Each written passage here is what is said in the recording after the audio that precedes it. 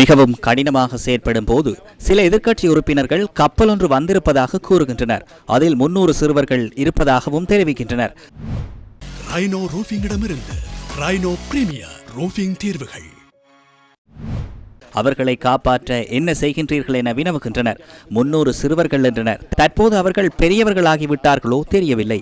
எமது ஜனாதிபதியின் தலையீட்டின் ஊடாக ராஜதந்திர முயற்சியின் மூலம் மனிதாபிமான அடிப்படையில் அந்த கப்பலுக்கு பாதுகாப்பு வழங்கியுள்ளோம். அந்த கப்பலில் சிறுவர்கள் எவரும் இல்லை. தற்போது 24 மணித்தியாலங்களேனும் நீடிக்காத பொய்யை அல்லவா நீங்கள் கூறியுள்ளீர்கள். ஏன் இவ்வாறு பொய்யுரைக்கின்றீர்கள்? ஃபேஸ்புக் உள்ளிட்டவற்றில் இருந்தா தரவுகளை பெறுகின்றீர்கள். சற்றேனும் நீங்கள் சிந்திக்கவில்லை.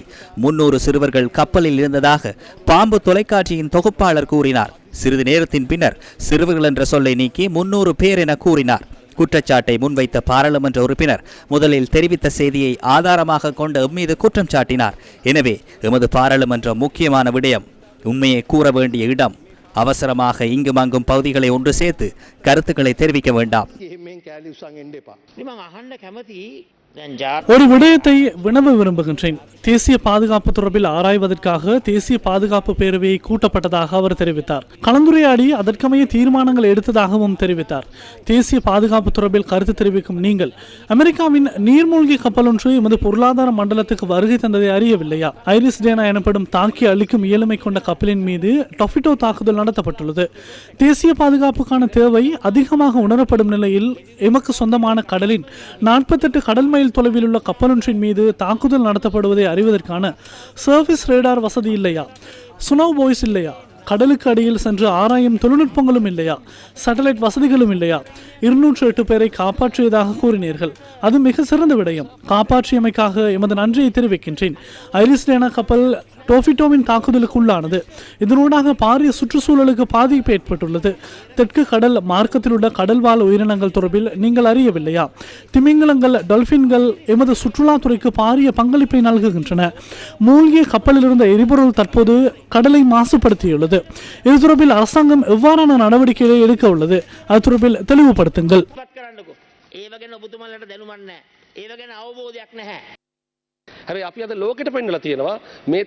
உலகத்துக்கென்று நாம் ஒரு விடயத்தை காண்பித்துள்ளோம்.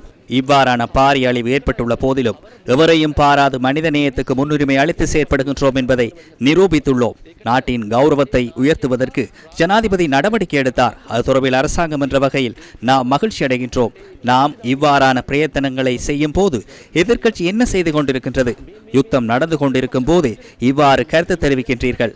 பல்வேறு தரப்பினருடன் கலந்துரையாடிய தீர்மானங்களை எடுத்துள்ளோம். எதேச்சாதிகார தீர்மானங்களை எடுத்ததன் பின்னர் எவராலும் பொறுப்பு கூற முடியாது. அரசாங்கம் என்ற வகையில் எம்மாலான தலையீட்டை செய்து கப்பலில் இருந்தவர்களையும் காப்பாற்றி இலங்கையும் ஆபத்துக்குள் தள்ளாமல் செய்யப்பட்டுள்ளோம். 300 சிறுவர்கள் இருந்ததாக பாரிய பொய்யுரைத்தீர்கள்.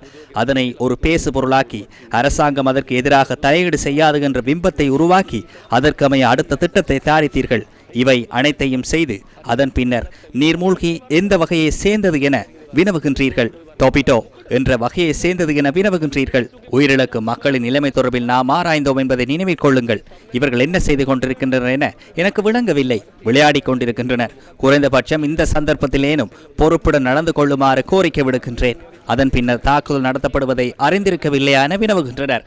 ஈரான் கப்பலுக்கு தாக்குதல் நடத்துவது எங்களுக்கு தெரியுமா? உயிர்த்த ஞாயிறு தாக்குதல் நடத்தப்படும் வரை அதனை அறியாமல் அல்லவா அரசாங்கத்தை முன்னெடுத்தீர்கள்?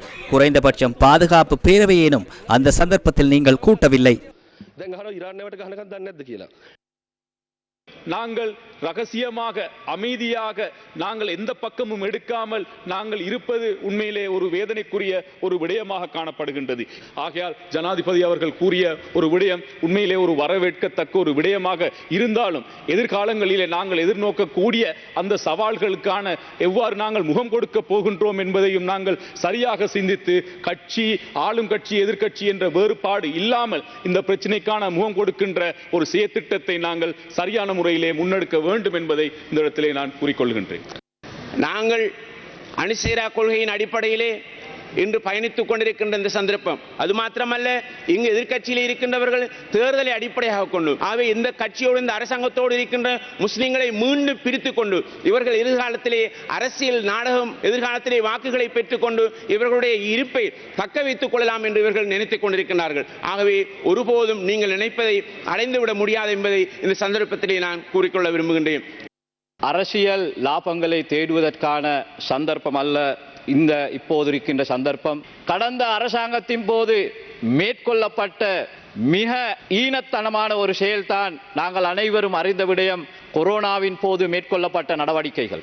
அந்த சந்தர்ப்பத்தில் அரசாங்க தரப்பில் இருக்கவும் இல்லை, எதிர்த்தரப்பில் இருந்து கொண்டு அந்த ஈனச் செயல்களை செய்கின்றவர்களை பலப்படுத்திய அந்த கட்சிகளை சேர்ந்தவர்கள் இன்று இந்த அரசாங்கத்தின் நிலைப்பாட்டை பற்றி கேள்வி எழுப்புகின்ற நிலைக்கு தள்ளி இருக்கின்றார்கள்.